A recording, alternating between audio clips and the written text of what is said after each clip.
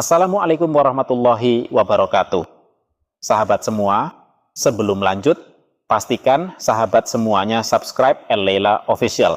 Karena di channel ini kita tidak cuma membahas haji dari sisi ritual, tapi juga dari sisi sistem dan kebijakan. Sahabat semuanya, hari ini kita akan membahas satu berita yang kelihatannya sederhana, tapi dampaknya besar sekali buat masa depan haji Indonesia. Kementerian Haji dan Umroh Indonesia menghapus fitur edit data kesehatan jemaah haji. Katanya, untuk mencegah manipulasi data. Pertanyaannya, kenapa baru sekarang? Dan selama ini data itu diedit untuk apa? Jadi begini, sahabat semua, menurut berita resmi, fitur edit di aplikasi input data kesehatan jemaah haji dihapus. Artinya, petugas daerah tidak bisa lagi mengubah data kesehatan setelah diinput. Data kesehatan jadi lebih final. Tujuannya jelas, mencegah manipulasi.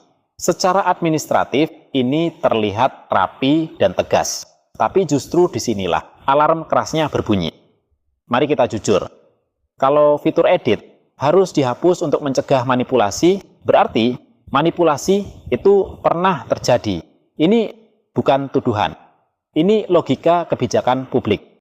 Tidak ada kebijakan lahir di ruang hampa. Setiap aturan baru biasanya lahir karena ada penyimpangan, ada celah, ada masalah nyata di lapangan. Jadi kebijakan ini secara tidak langsung mengakui bahwa data kesehatan jemaah haji selama ini tidak sepenuhnya steril. Dan ini menjelaskan banyak hal yang selama ini bikin publik bertanya-tanya. Kenapa ada jemaah berangkat tapi wafat di awal? Kenapa ada jemaah yang jelas tidak kuat tapi tetap lolos istita'ah? Kenapa angka sakit berat di puncak haji tinggi? Sahabat semua, ini penting. Mulai 2026, Arab Saudi menyaring jemaah jauh lebih ketat. Fokus ke risiko kesehatan. Tidak mau lagi menerima jemaah dengan potensi masalah medis berat. Artinya, data kesehatan Indonesia akan semakin disorot. Tidak bisa lagi main aman di atas kertas.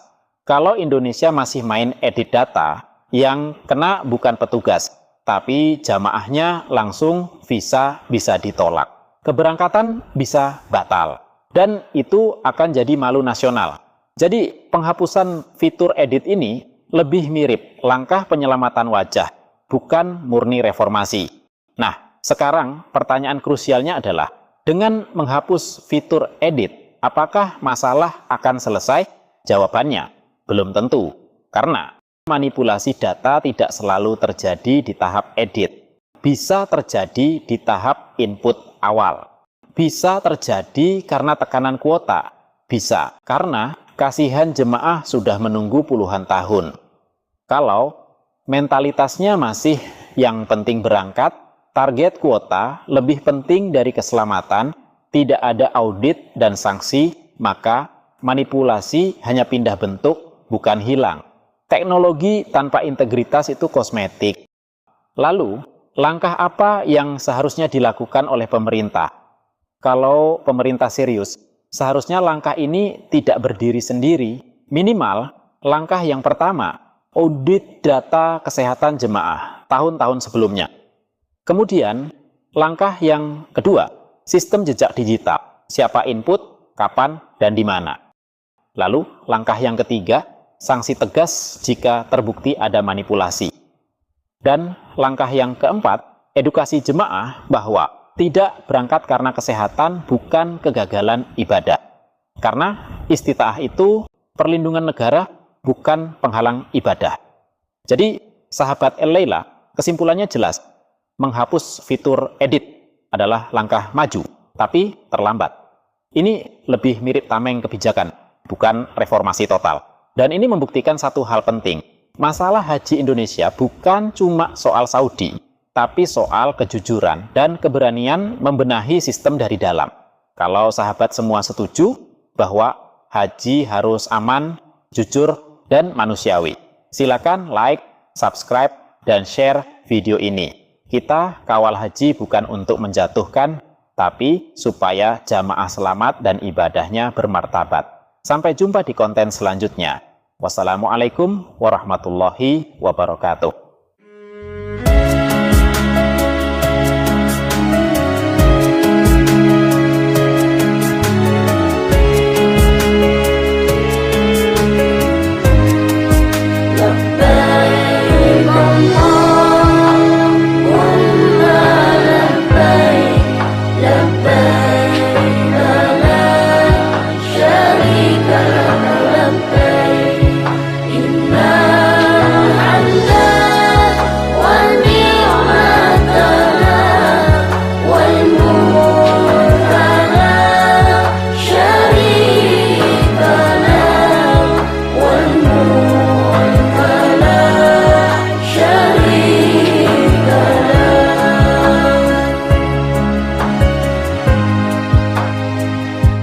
Ya Allah yang Maha Pemurah, beri kami sehat walafiat, rizki berlimpah yang halal barakah, keluarga sakinah, mawaddah warahmah, putra putri yang salih salihah, ahli ilmu dan ahli ibadah.